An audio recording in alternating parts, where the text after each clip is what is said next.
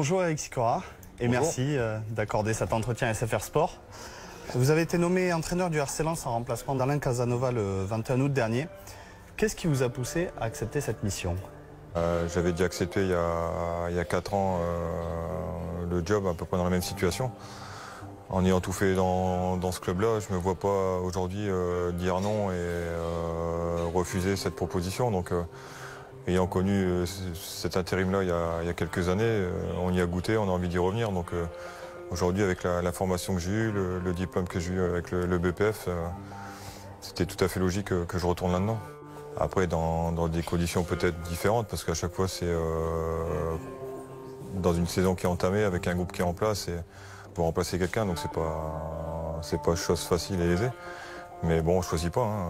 L'opportunité se présente, on l'accepte, et on fonce dedans, et puis on essaie de mettre en place nos principes, notre détermination, et puis quand vous arrivez comme ça en cours de saison, il y a un avantage, c'est que tout le monde repart de zéro, donc il y a la concurrence.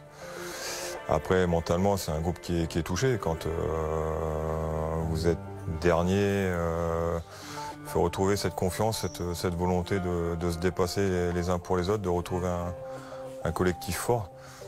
Et puis à partir de là, la qualité des joueurs, elle reviendra, le mental reviendra.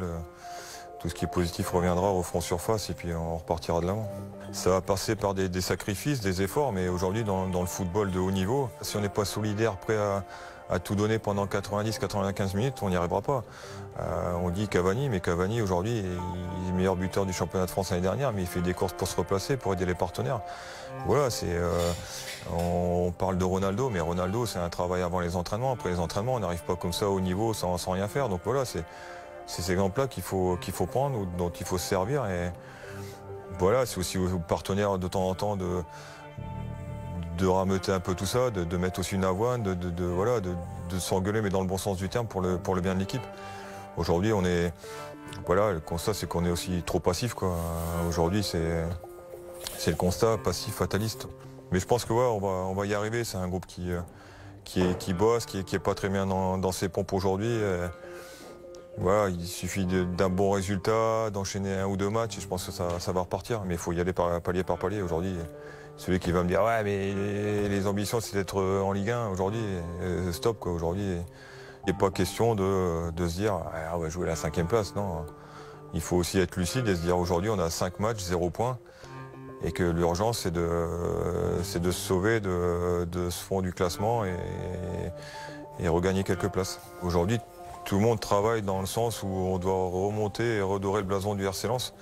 Et aujourd'hui, on n'a qu'une envie tous, à partir d'actionnaires majoritaires jusqu'à l'intendant ou les gens qui travaillent dans les bureaux, c'est à retrouver ces couleurs sang et or au plus haut et le plus vite possible.